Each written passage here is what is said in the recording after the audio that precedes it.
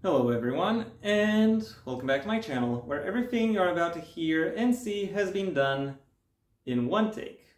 I'm your host, the One Take Man. For today's video, given I'm filming it around a date, or close enough to the date when Prince Nelson Rogers, better known worldwide simply as Prince, would have turned 65, I decided I would look at Purple Rain, the motion picture debut of the previously mentioned figure. Written by Alberto Magnoli and William Blinn, as well as directed by Magnoli, this movie features a set of various staged performances and repetitions, in between which it weaves a rags to riches story featuring a troubled but talented young singer as its young lead singer of a band called The Revolution as its at its focus point. Said lead singer is quite obviously based off and played by Prince himself. There's a side story about another starting singer who is trying to make it big, but I won't go into all the character arcs for this movie. That is something I'll leave up to its viewers to discover. When I first started looking into this movie, I kind of assumed it was more of a sleeper. As in, it was ignored during its day, and only later did it actually receive all of the all or any of the acclaim that it currently has. And that impression was, I have to say, strengthened by the time when I looked at its box office returns. It had decent returns, don't get me wrong, but it wasn't. But the makers of this movie weren't exactly breaking the bank. To my surprise, the movie was actually well received in its day as well, because it won quite a few quite popular awards in its day, mostly for its soundtrack, because of course, and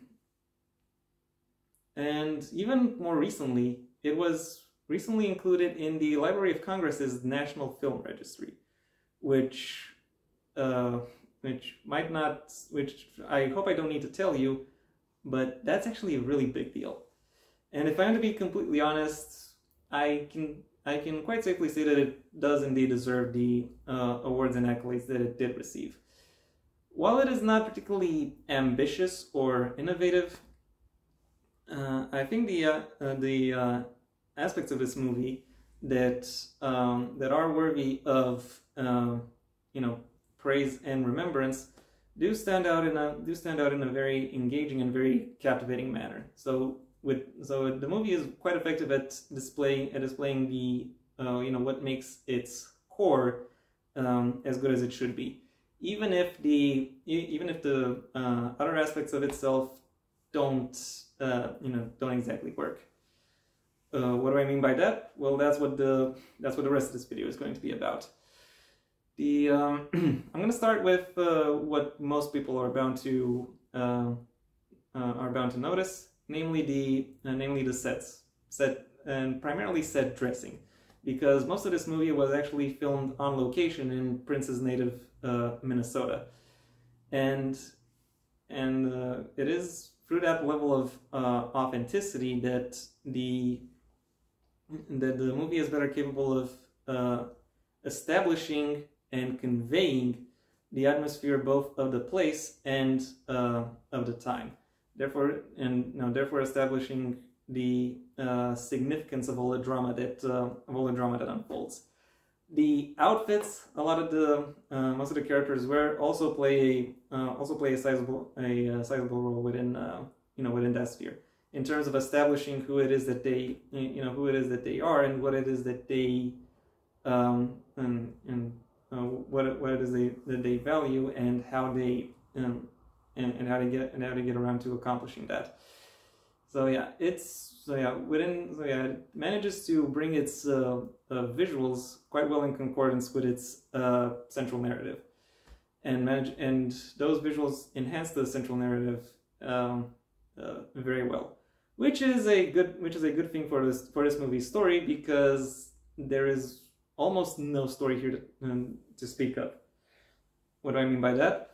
Well, by that I mean that first of all, this movie is a musical, and musicals generally have the problem of having to mess around with their pacing, because they have to include songs within them, obviously. However, even taking that into account, the story of this movie is very thin. It's just about rivaling musicians and egos running amok, trying to establish spheres of influence and loyalties, etc. So yeah, this is not a movie you watch for the story, but then again, I don't think anyone who would seek it out these days would really be interested in this movie for its story, but rather because they want to see Prince perform. Maybe both as a musician and as an actor. Then again, I have to say Prince isn't the only musician turned actor for the sake of this movie, and I'll have to say that as far as acting performances go, most of this cast is actually decent. Let's say it like that.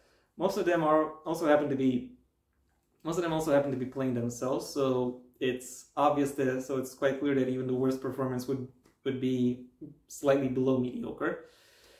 However, I do have to commend Prince himself for how he manages to translate his persona within this new medium. When it comes to acting performances, the standouts are definitely Olga Carlatos and Clarence Williams III, who play the leading man's parents, and who managed to give these characters quite a bit of dimension and personality, even though they have quite limited screen time. Nevertheless, it's time I delve into the actual core of this movie, which is the music.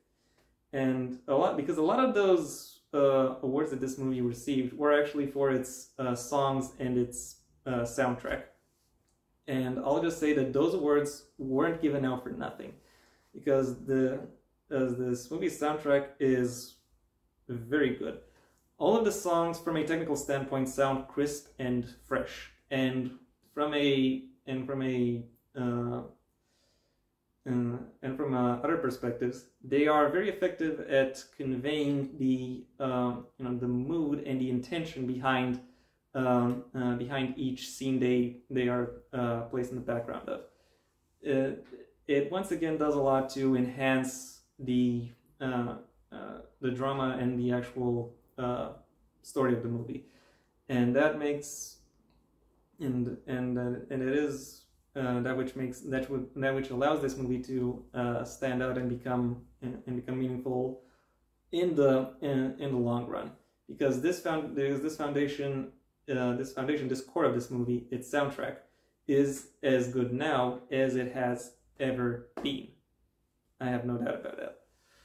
Overall, this movie serves as a very interesting and very selectively sourced time capsule, which manages to quite effectively distill and enhance its particular setting and place to being a cultural touchstone of the late 20th century. My final rating for Purple Rain is a 3 out of 5. And that was my review. Thank you for your attention. If you enjoyed it, well then please leave a like. Maybe you can share this video wherever you think other people will like it as well. If there is anything you'd like to add, either to my review or the movie itself, that's what the comment section is for.